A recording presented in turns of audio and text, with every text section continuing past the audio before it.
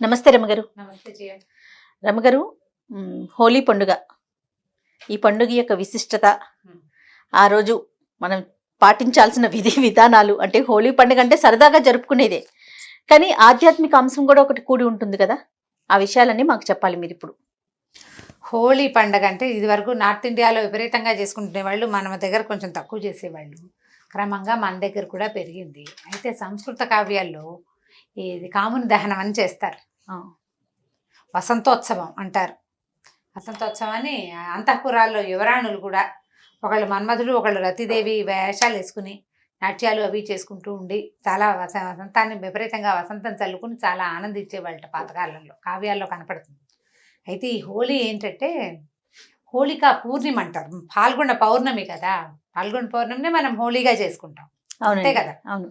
అయితే ఈ ప్రహ్లాదుడి మేనత్త అంటే హిరణ్యకశిపుడికి ఒక చెల్లెడు ఉందట, హోళిక ఆవిడ పేరు. ఈ ప్రహ్లాదుడు విపరీతంగా ఎప్పుడు హరినామస్మరణ చేసేవాడు కదా. అయితే అతను మంటల్లో పడేయమన్నారు హరినామస్మరణ మాన్పించడానికి. ఈ హోళిక ఆయన ఒళ్ళో కూర్చోబెట్టుకుని మంటల్లో ప్రవేశించింది. పిల్లవాడు చిన్నపిల్లాడు కదా, ఎత్తుకుని ప్రవేశించింది. విష్ణుమాయ వల్ల ప్రహ్లాదుడికి ఏం కాలేదు, హోళిక దగ్ధమైపోయింది. అట్లా భక్తులని ఇబ్బంది పెట్టేవాళ్ళు, భగవంతుడిని ఆశ్రయించిన వాళ్ళని ఇబ్బంది పెట్టేవాళ్ళని ఇలా అగ్నికి దగ్ధం చేయాలని వాళ్ళ బుద్ధి అప్పుడు బాగుపడుతుందని అలాంటి ఒక నమ్మికతోటి హోళికని దహనం చేస్తారు. కాముని దహనం అని కూడా అంటారు. సరిగ్గా ఇదే ముహూర్తానికి, ఈ సమయంలోనే పరమశివుడు తపస్సు చేసుకుంటూ ఉండగా ఆయన పార్వతీదేవిని వివాహం చేసుకోవాలని, తద్వారా పుట్టే కుమారుడు దేవతలకి సైన్యాధిపతి అవుతాడని దేవతలు భావించి మన్మధుణ్ణి ఆయన మీదకి పంపకం చేశారు. ఆయన తపస్సే చేసుకుంటున్నాడు. ఈ తపశ్చర్యలో ఉన్న పరమేశ్వరుణ్ణి పార్వతీదేవికి అనుకూలుడిగా మార్చడం కోసం ఆ సమయానికి ఈయన బాణం వేశాడు. వాళ్ళిద్దరూ ఒక చోట ఉన్నప్పుడు, అంటే పరమశివుడు తపస్సు చేసుకున్నాడు, పార్వతీదేవి ఏదో పరిచర్య చేయడానికి పువ్వులు అవి సమర్పించడానికి వచ్చింది. అదే సమయానికి మన్మథుడు బాణం వేశాడు. ఎవరో తనని ఇబ్బంది పెట్టారని, అంటే తనని చెల్లింపజేస్తున్నారని తెలుసుకున్న పరమేశ్వరుడు కళ్ళు తెచ్చేసరికల్లా ఆయన కోపానికి మా కాముడు అంటే మన్మథుడు దగ్ధమైపోయాడు ఆయన కంటి మంటకి. రతీదేవి మాత్రం ఆయన చూడగలదు, మిగిలిన ఎవరికి కనపడకుండా శరీరం దగ్ధమైపోయింది. అందుకు కాముని దహనం చేస్తారని, కోరికలను దగ్ధం చేయాలి. మన్మథుడు అంటే కామదేవుడు కదా ఆయన. అయితే అవి విషయవాంఛలు తగ్గించుకుని భగవద్వాంఛని పెంచుకోవటం కోసం కాముని దహనం చేస్తారని. ఆ తర్వాత ఆయన కనపడకుండానే మన మనసుల మీద ఆయన పనిచేస్తూనే ఉంటాడు. మన్మథుడు ఎప్పుడూ ఉంటాడు. ఆయనకి గుర్తుగా కూడా చేస్తారని ఒక పాఠం. ఇదో పాఠం అదో పాఠం, ఇన్ని పాఠాలు ఉన్నాయి. అయితే ఇది మనకి భాగవతంలో కూడా కనిపిస్తుంది. భాగవతం దశమస్కంధంలో కూడా, భారతంలోను ఏమిటి రంగులు నీళ్లు చల్లుకునేవాళ్ళు. అప్పట్లో రంగులు ఏం చేసేవాళ్ళట, పువ్వులు అవి కలిపేవాళ్ళు.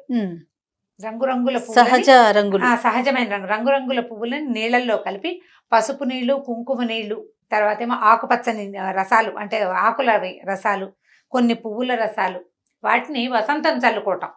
వసంతం చల్లుకుని ఈ నీళ్లు చిమ్మేవాళ్ళు అనమాట. ఒక ఆయుర్వేదిక్ ఒక పత్రికలో నేను ఒకసారి చదివాను. ఇప్పుడు దీని తర్వాత వచ్చేది వసంత ఋతువు కదా. ఇప్పుడు మనం ఋతువులో ఉన్నామా, ఇక్కడి నుంచి వసంత ఋతువు వస్తుంది. చీడపీడలు చాలా వస్తాయి, చర్మ వ్యాధులు చాలా వస్తాయి. కాబట్టి ఇట్లా ఆయుర్వేద వనమూలికలు కలిసిన, పువ్వులు కలిసిన, ఆకులు కలిసిన నీళ్ళని గనక చిమ్మితే వాతావరణం బాగుపడుతుందని, చర్మాల మీద వ్యాధులు రాకుండా ఉంటాయని చెప్పబడిందట. అందుకని కూడా ఆడతారని ఒక పాఠభేదం. బోలెడన్ని కథలు చెప్తారు జయ. ఈ పిల్లల్ని బయటికి పోనివ్వకుండా ఏదో తేలిగ్గా కాస్త ఇంట్లో వెజిటబుల్ కలర్స్ మనకు దొరుకుతున్నాయి, ఏమన్నా న్యాచురల్ కలర్స్, సహజమైన రంగులతోటి హోలీ ఆడిస్తే పిల్లలకు ఒక సరదాగా, ఒక ఆట విడుపుగా ఉంటుంది. హోలీ రోజున ప్రత్యేకంగా పూజలు చేసేది అది మనకి ఏమీ తెలియదు, మన సంస్కృతిలో లేదు. ముందు రోజు చతుర్దశి నాడు కాముని దహనం చేస్తారు. మర్నాడు పొద్దున తీపిలు తింటాం, స్నేహాలు పెంచుకోవటానికి, స్నేహ సౌహార్ద సంబంధాల కోసం. ఆ తర్వాత ఈ రంగులు చల్లుకోవడంలో ఉత్తేజభరితంగా ఉంటుంది, ఉత్సాహంగా గడుస్తుంది కదా రోజు. మనకి సినిమా వాళ్ళు చూపించుకోవడానికి ఒక మంచి సందర్భంగా ఉంటుంది. కానీ ఇది వరకు కాలంలో ఏం చేస్తుంటే పల్లెటూళ్ళలో చేసేవాళ్ళు. కొన్ని చోట్ల అయితే ఈ పండగ రోజున భర్తల్ని కొట్టే ఆచారాలు కూడా ఉన్నాయి. భర్తను కొడతారు, భర్తలు కొట్టే ఆచారాలు ఉన్నాయి. అదేంటి రమ్మగారు? ఏమో మరి భర్తలు కొడతారట హోలీ రోజున. భర్తలేమో దెబ్బలు తగలకుండా ఏవో ఒకటి అడ్డం పెట్టుకుంటారు. అలాంటివి కూడా ఉన్నాయి. హోలీని ఒక్కొక్క ఊళ్ళో ఒక్కొక్క చోట ఒక్కొక్క ప్రాంతాలను ఒక్కో రకంగా జరుపుకుంటారు. అన్ని చోట్ల రంగులు చల్లుకునేది, తీపి తినిపించుకునేది. అది ఇళ్లలో ఆడుకోకుండా జన సమూహంలో ఆడేది, నలుగురు కలుసుకునేది. తర్వాత మధ్య కాలంలో ఏంటంటే ఈ భంగులు తాగటాలు అలాంటివి, ఇంకా ఏదో విపరీతపు చేష్టలు, వైపరీత్యాలకు కూడా దారి తీస్తూ ఉంటాయి. అట్లా విపరీతాలకు దారితీసే పరిస్థితి ఇప్పుడు ఎలాగూ లేదు. అంత జోలికి పోకుండా చక్కగా ఇంట్లో రంగులు అంటే బచ్చలి పళ్ళు అవి నలిపితే రంగు వస్తుంది, బీట్రూట్ లో కలర్ వస్తుంది. అట్లా సహజంగా వాడేవి ఒక 2-3 రంగులు తయారు చేసి పిల్లలకి ఆ సరదా తీర్పిచ్చేస్తే ఏదో ఆడేసుకున్నామన్న సరదా ఉంటుంది. ప్రధానమైనది ఏదో కొంతమందితో కలిసేందుకు అవకాశం ఉంటుంది. ఇప్పుడు ఇది కూడా ఆరోగ్యానికి సంబంధించిందిగానే కొంత మధ్యకాలంలో భావించేవాళ్ళు. ఇంచుమించు అన్ని స్టేట్స్లోనూ అన్ని రాష్ట్రాల్లోనూ ఈ పౌర్ణమిని జరుపుతారు. కొన్ని చోట్ల పాల్గొన్న పౌర్ణమి నాడు నృసింహ కళ్యాణం చేస్తారు, నరసింహస్వామి కళ్యాణం చేస్తారు. ఒక్కొక్క ఊరి దీన్ని బట్టి అన్నమాట. ఎక్కడెక్కడ ఎట్లా అవుతుందంటే ఏ ఊళ్ళల్లో ఏ రాష్ట్రాల్లో పద్ధతులు ఆ రాష్ట్రాల్లో పాటిస్తారు. తప్పకుండా దేవాలయ సందర్శనం చేయాలి పౌర్ణమి నాడు. అయితే ఈ పౌర్ణమి నాడు విశేషంగా చేసుకోవాల్సిన ఒక విధి ఉంది. మనం హోలీ ఆడతాం, ఆడిన వాళ్ళు ఆడుకుంటారు, హోలీ ఆడరు. ఈ పండగ రోజున అంటే ఈ పౌర్ణమి నాటి సాయంకాలం అప్పట్లోట ఈ హోలికని పూజించండి రాత్రిపూట, అప్పుడు ప్రజలకి అనారోగ్యాలు కలగవని నారద మహర్షి ఎవరో చెప్పారని రాత్రిపూటే చేసేవాళ్ళట. హోలికని వెలిగిస్తారు కదా, దహనం చేస్తారు, కామదహనం లాగా. చతుర్దశి నాడు చేసేది కాకుండా హోలీ పౌర్ణమి నాడు కూడా అలా మంటలు రేకెత్తిస్తారనమాట, మంటలు అంటిస్తారు. ఒక హోలీ లాంటి ఒక అమ్మాయి లాంటిది స్త్రీ వికృత రూపం కలిగిన ఒక స్త్రీ ప్రతిమ చేసి దాన్ని అంటిస్తారు. గుజరాత్లోను ఆ వైపు చాలా బాగా చేస్తారు. విపరీతంగా ఆటలాడతారు, మొత్తం ప్రజలంతా రోడ్ల మీదకి వస్తారు. అయితే మనం ఏం చేసుకోవచ్చు అంటే, ఒకవేళ మన ఇళ్లలో హోలీ లేదు, మనకు అలవాటు లేదు, మనం చెయ్యం, ఏదో టీవీలో చూస్తాం, ఏవో సినిమాలు వస్తాయి అవి కూడా చూసేస్తాం. పౌర్ణమి నాటి సాయంకాలం మీకు చాతొచ్చింది లలితా సహస్రం కానీ, లలిత అష్టోత్తరం కానీ, లేకపోతే లలితాష్టకం కానీ, చిన్నదైనా సరే అమ్మవారికి సంబంధించిన స్తోత్రాన్ని చదువుకోండి. విశేషమైన ఫలితాన్ని ఇస్తుంది అది. ఈ చేసినప్పుడు ఏం చేయాలంటే, క్షీరాన్నం పాలు పోసి పాయసం తయారు చేసి అన్నంతో, బియ్యం పరమాన్నం అంటాం కదా, అట్లా క్షీరాన్నాన్ని తయారు చేసుకుని ఒక వెండి పాత్రలో పోయండి. ఓకే.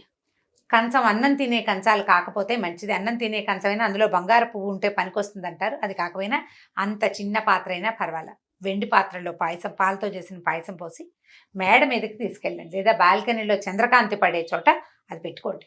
ఆ పాత్ర స్థలం కొంచెం శుద్ధి చేసి, మురిగా చెత్తగా లేకుండా స్థల శుద్ధి చేసుకుని, మీకు అలవాటు ఉంటే ఓ చక్కగా పసుపు నీళ్ళు చల్లి కాస్త ముగ్గేసి 2 పువ్వులు పెట్టి అక్కడే ఓ దీపారాధన చేసి, మీ ఇష్టం అవన్నీ కూడా.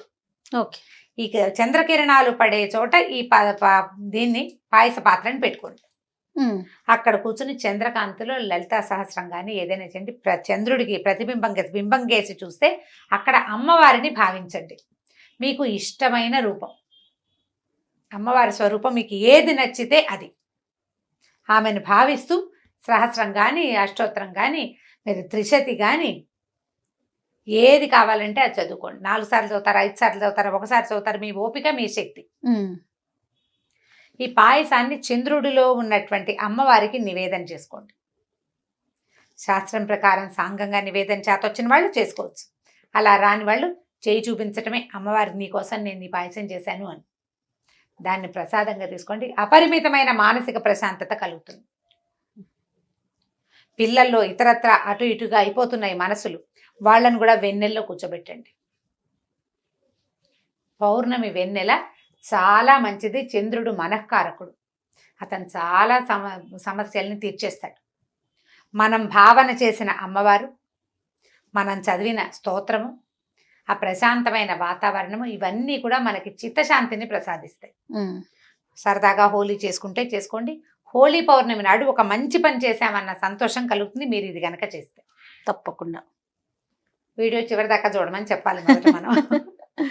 చెయ్యండి తప్పకుండా, ఎంత కుదిరితే అంత. అమ్మవారిని భావించి చేసుకుంటే మీకు ప్రశాంతత కలుగుతుంది. రానున్న పరిస్థితులు సానుకూలంగానే అవుతాయని భావిద్దాం. జాగ్రత్తలు మాత్రం మానబోకండి, జాగ్రత్తగా ఉండండి. అమ్మవారి కోసం ఇది ప్రార్థన చేయండి. ఈ ఖచ్చితంగా. రకంగా హోలీ పౌర్ణమి నాడు ఉదయం చేసుకోగలిగింది ఏదైనా చేస్తే చేస్తాం, పిల్లలు సరదాగా ఆడితే ఆడతారు, కుదిరితే. ఉమ్. ఇప్పుడు పరిస్థితి అనుకూలించలేదనుకో మానేయండి, సాయంకాల విధి చేయండి, తప్పకుండా ఇది మాత్రం ఖచ్చితంగా పాటించండి. చేసుకోండి. అది రైట్. థ్యాంక్ యూ రమ్మ గారు. నమస్తే. నమస్తే చేయండి.